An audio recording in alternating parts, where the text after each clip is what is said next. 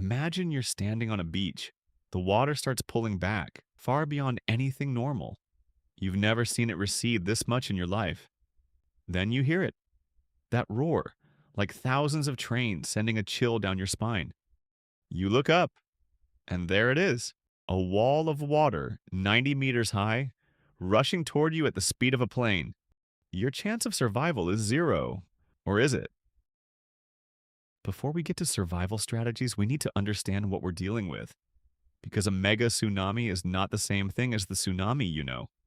A regular tsunami may be 10 to 20 meters high. Yes, terrifying, but in some cases, people do survive. A mega tsunami, we're talking waves between 30 and 520 meters. Yes, you heard that right. 520 meters, more than twice the height of the Empire State Building. The largest mega tsunami ever recorded in history occurred in 1958. A massive landslide in Lituya Bay, Alaska, plunged into the ocean and generated a wave 524 meters high. It swept trees off mountain slopes like toothpicks.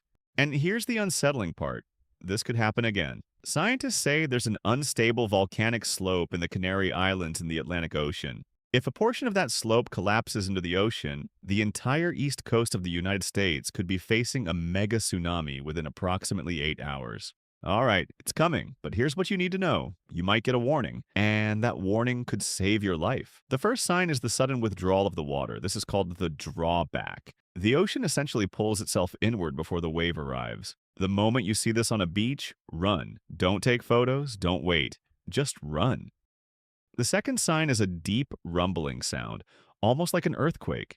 Because mega tsunamis are usually triggered by earthquakes or landslides. The third sign is unusual animal behavior. Hours before the 2004 Indian Ocean tsunami, elephants began fleeing to higher ground. Animals can sense it long before we can. After these signs, you may have 10 to 20 minutes. Every single second is critical. All right, this is where zero chance maybe becomes a chance, maybe more. Rule 1, get high. Not just to higher ground, as high as humanly possible. A mega tsunami doesn't stop at the shore, it can push kilometers inland. You need to be at least 30 meters above sea level, ideally 90 meters or more. Rule 2, move inland. Both elevation and distance matter. The wave loses energy as it pushes further in, but it's still moving extremely fast. Get as far from the coast as you can. Rule 3. If there's traffic, forget your car. Data from the 2004 tsunami shows that people who fled to high ground on foot survived at a far greater rate than those who got stuck in traffic. Rule 4. If you end up in the water, and I hope you don't fight the current. Grab onto something large that's floating. A door, a tree trunk, whatever you can find. The wave will eventually pull back, and that retreating current is nearly as deadly as the wave itself.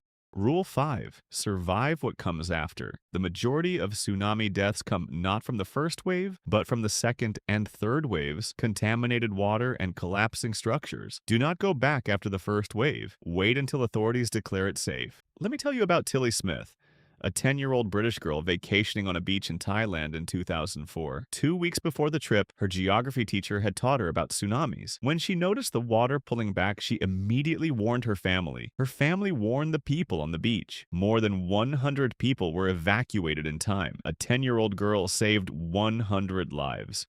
That's exactly what this channel is about. Zero chance is just a number. Knowledge changes everything. The 2004 Indian Ocean tsunami claimed the lives of more than 230,000 people.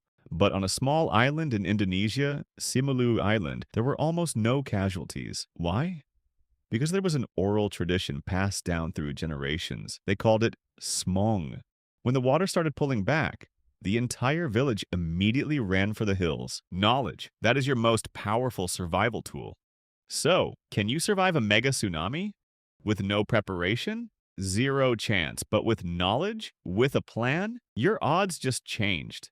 If you want to keep beating the odds with me, subscribe to 0%. You don't want to miss this.